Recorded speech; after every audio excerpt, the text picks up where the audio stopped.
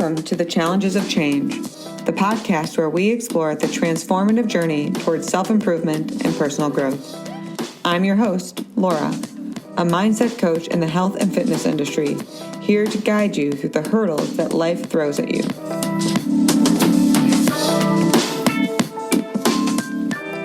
In each episode, we'll delve into practical strategies and insightful discussions to help you manage stress, regulate your emotions, upgrade your mindset, and ultimately reclaim your sense of worth. I'm thrilled to have you join me on this journey of change, challenges, and self-discovery. And we are back for another episode of the Challenges of Change. And I have a question for you. Do you regularly think or have the thought, I wish I had more confidence? Or you look at confidence as the solution to a diversity of challenges, such as if I was more confident, I'd be able to. If I had more confidence, this wouldn't happen.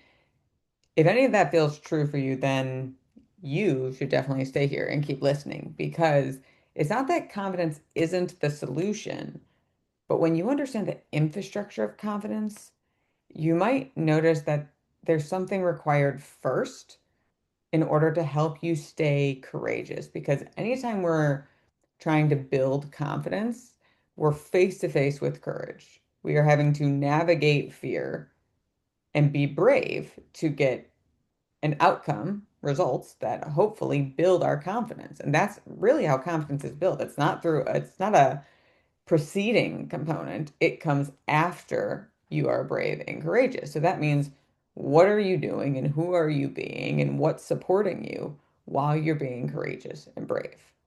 So I want to tell you where this conversation kind of started. I happen to be part of a amazing group here in Tampa called Amplify Women of Tampa Bay, and I'm on the Coaches Connect group where we get to meet once a month to share our insights, grow together, build, amplify, coach other people, and it's just a really wonderful community that uplifts women and empowers them, and we use the diversity of our training to help our clients truly grow the most. And yes, I love that. So I was on a call with them and we were talking about confidence versus bravery and how confidence is an outcome of being brave.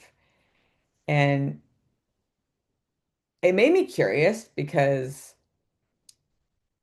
circumstances are so dynamic. So you can give a presentation, for example, in 5 separate rooms with a diversity of different people in those rooms.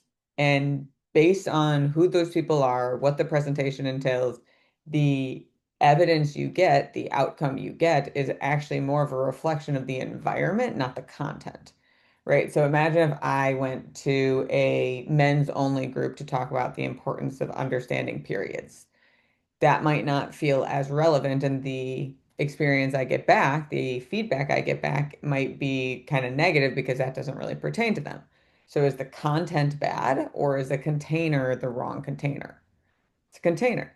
Whereas if I go to a group of moms with teenage girls and I do the same conversation or I do the same presentation about, you know, understanding your period and the purpose of it, that might feel a little bit more pertinent. I still might get some negative feedback, but that container is going to give me more feedback that would build my confidence. So this is the whole challenge when it comes to being brave and having confidence, because you can't just have confidence. It requires experience and a degree of, oh, I can do it. Because my favorite definition of confidence is, no matter what happens, good or bad, I'll keep going. And when you think about confidence from that lens, it's less about success and it's more directional. But that still leaves us in this like space where I'm trying to go out and be brave. And if I'm kind of ungrounded, so to speak, and I'm just hoping and wishing and praying, if God forbid I'm in the wrong container, the evidence I'm going to get is going to actually give me counterintuitive feedback that will do more damage than good, but it doesn't necessarily mean it's true. It means the container was incorrect. And so I asked about the difference between self-assurance and confidence and which one might precede the other. And it took us on a really interesting conversation about what self-assurance is versus what confidence is. And confidence isn't very much about external validation and feedback, but it has to come through experience. Whereas self-assurance is much more belief-based and it's about you doing it for yourself. It's not a The container isn't as important when you're doing something from self-assurance because you're doing it to try and build your character, to reiterate who you are, to strengthen your brand, for lack of better terms. And it's that self-assurance is solidifying that what I did, I stand by that for these reasons, and I need more experience, more evidence as to whether that is the right container or if I need to adapt the material. It's not a personal attack like it can be when we're just going in with courage, but self-assurance gives us a little bit more grounding. It gives us an opportunity to see the characteristics that we want to stand by and the beliefs we want to lean on. It's not about how we are received. That is interesting feedback that we can take in, and depending on our own perception of how we experience different things, that can guide our future endeavors to be more adaptable, to be received in a certain way, or we can kind of feel like, nope, that was just the wrong container. I want to try the same presentation in a different container. And I'm using presentation as an example, but this applies to everything with life. Applies to conversations with your spouse, with your friends, with your parents, because having hard conversations or emotional conversations can be very disorienting, dysregulating, and challenging for people. And so we'll go into people pleasing or we'll build resentment, not intentionally, but because we don't know what to stand on to get the confidence in our ability to do it. And what I'm suggesting is the confidence comes from you understanding your own ground, you understanding the beliefs that you're going to stand on, that you're going to lean on, that will help you navigate whatever the challenging dynamic is in front of you, so that no matter how it goes, when you look back, you can stand by what your experience was, right? So there's been moments where I've had to have hard conversations and I don't know what it's going to look like. I don't know how it's going to unfold. And I mean, technically, none of us do. But what helps me in those moments is thinking through, even if this does go wrong or goes in the way I don't want it to, or if I'm misunderstood, what am I going to lean on now so that if it goes wrong, I'm okay with how things unfolded? So, for instance, if I'm having a hard conversation with a friend, right, and I want to share how they hurt my feelings with something, I don't want it to come across as an attack. I want to be clear. I want to be kind. I want to be compassionate, but I also want to be accountable to how I came into this role where I didn't communicate my feelings well, or I wasn't explicit enough in what I needed, because relationships are always two parts. It might be a 90-10, but it's still two parts people. So just because I come in accountable, kind, compassionate, and clear doesn't necessarily mean that that's how I'll be received. And I can come in that way, be received as aggressive and misunderstanding, and I'll have to process like what happened, what unfolded there. But I'm also okay knowing like just because I'm misunderstood in my intention doesn't mean my intention wasn't true, doesn't mean that I didn't try, doesn't mean that those weren't the principles that were guiding me.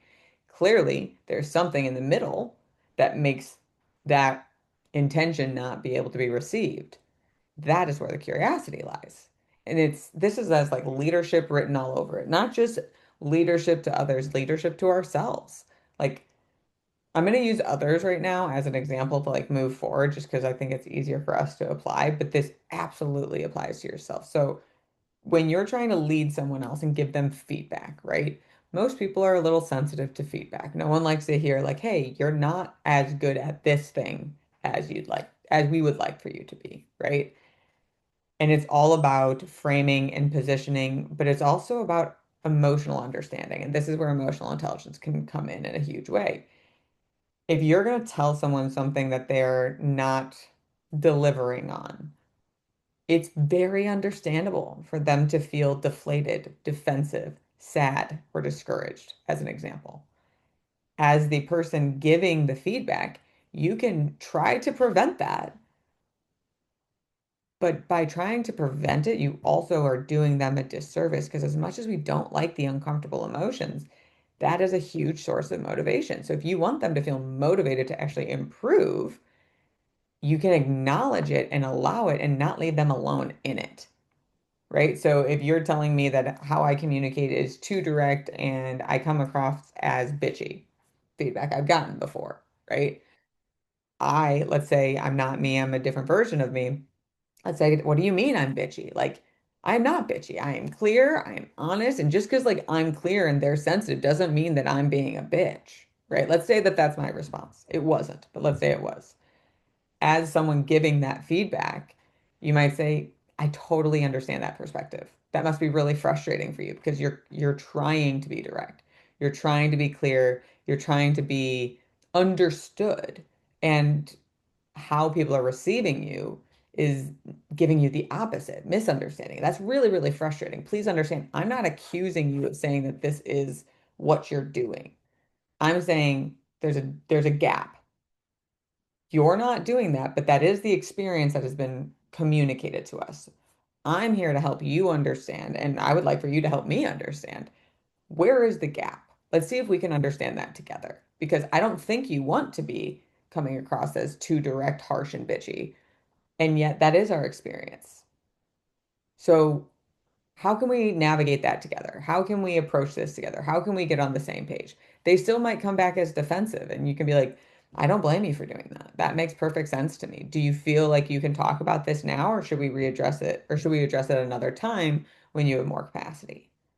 And then they can kind of guide you. And if they're like, no, fuck this, fuck you, I'm over all of it, and you're like, that's totally fair. Fuck me, fuck this, I'm over this. Let's end the meeting for now. I would like to touch base in a day or two because I don't want you to feel this way, but please know just because I had to share this with you, it doesn't mean I don't value you. It doesn't mean I don't respect you. It doesn't mean I'm not grateful for all the work you put in. And this is something we're gonna have to address at a certain point in time. But go ahead and take your time, right? You can acknowledge their hardship and their emotions without being consumed in it. And listen, I'm not talking to another soul. It's much easier for me in this position to kind of say that, but it's still true. Let's look at it from a kind of personal leadership lens, right? So you inside yourself are telling yourself what's wrong with you. You always blow everything. You can never follow through with anything. You're never good enough. Okay. Well, how do you want to practice self-assurance in your own leadership? It's okay, when I attack myself, I don't want to believe every thought I have. When I attack myself with my words, I want to have compassion for the part of me that's saying those things. And when I attack myself, I want to do something to soothe. What it is will have to be momentary, right? So then, based on the attack, show compassion, be curious, and do something to soothe. Like, okay, why do I think I'm always the problem? What about this moment makes me feel like I'm the problem? If I wasn't the problem, what else could be the problem? And start understanding yourself. And maybe after that, you go for a walk or you play with your pups. That's what I love to do. Or you call a friend. Either way, like confidence is what you get after the fact. And it tells you, yes, keep going this way, or no, we don't want less of that, or we need a different container. But self-assurance is the ground that you get to stand on as you're being brave. It's you having your own back.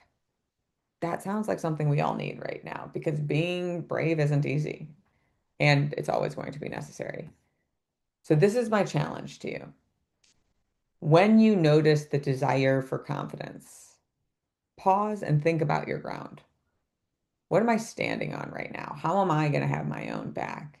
What characteristics can I lean on to help me kind of be guided and lead myself through this? What can I rely on so that no matter how it goes, I can be proud of what I stood by and what I tried to develop and understand the learning process? Ask yourself those questions and see what comes up. Just recently, I had to ask myself that, and I realized I want to be curious, not only because I enjoy the experience of curiosity, but I want to be experienced as curious versus judgmental. So when I'm starting to tilt towards impatience, that's a cue for me that, like, hey, you're losing your ground. You need to come back to curiosity and see what you can navigate from here. This shit isn't easy, and you don't have to do it in a silo, which is why I always encourage you to come join us in the Challengers Circle. It is free. It is a beautiful community built on accountability, growth, and baby stepping our way from awareness to empowerment. And we hope to see you there soon. But until next time, keep it real.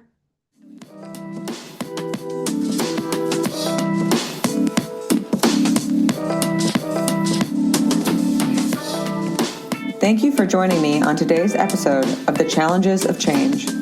If you're ready to stop stressing and reclaim your sense of worth, be sure to visit my website at www.changebychallenge.com. There, you'll find loads of resources, blog posts, and information on how to work with me, Cora, as your personal mindset coach.